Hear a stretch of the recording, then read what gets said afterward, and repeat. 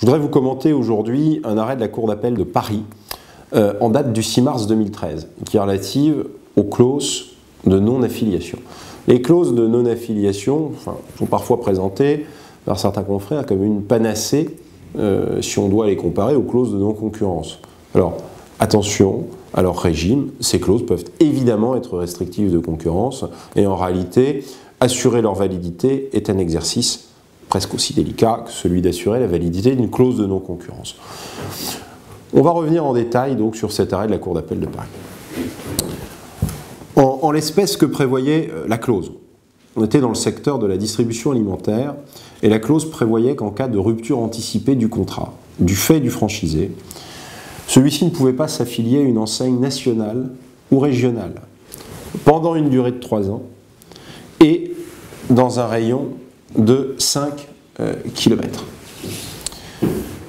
La décision de la Cour d'appel de Paris a été rendue après un avis de l'autorité de la concurrence qui rappelle des principes déjà connus.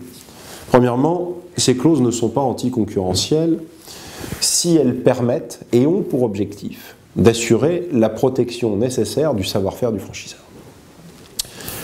Elles doivent cependant rester proportionnées à cet objectif de protection du savoir-faire du franchiseur.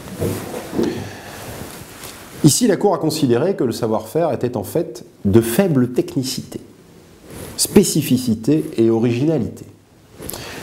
Elle se livre donc à une analyse du savoir-faire pour s'assurer que la clause qui est stipulée est en fait indispensable à la protection du savoir-faire. Et du fait de son appréciation portée sur le savoir-faire, elle en conclut que, a priori, cette clause n'est pas motivée principalement par la nécessité de protéger un savoir-faire qui en fait ne le mériterait pas du fait de ses spécificités.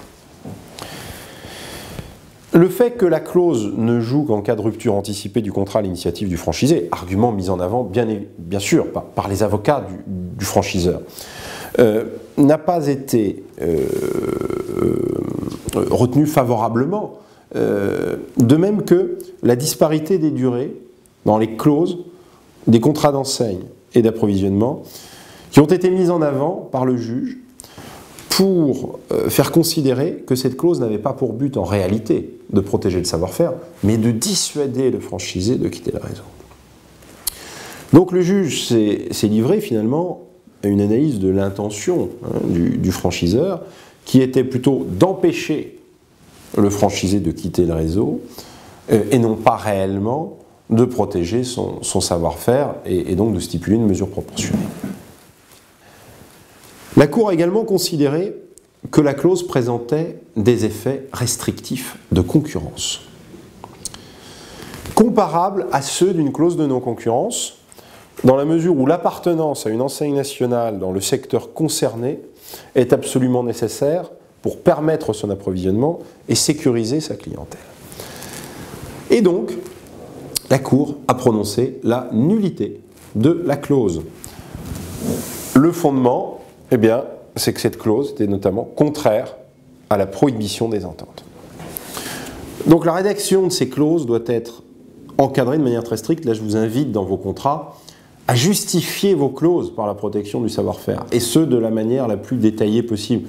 Ça, c'est un point sur lequel le cabinet insiste très fortement auprès de ses clients. Les clauses doivent être justifiées. Donc dans la rédaction de la clause, il faut insister sur la nécessité de protéger le savoir-faire et caractériser en quoi cette clause est nécessaire à la protection du savoir-faire. Rappelons qu'au-delà de la nullité, l'autorité de la concurrence est parfaitement fondée, en cas d'entente caractérisée,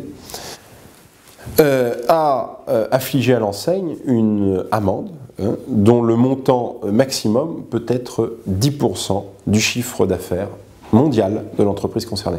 Donc cela n'est absolument pas anecdotique. Il existe, au-delà du risque de nullité, un risque prononcé d'amende qui peut être tout à fait significatif. Merci de votre attention.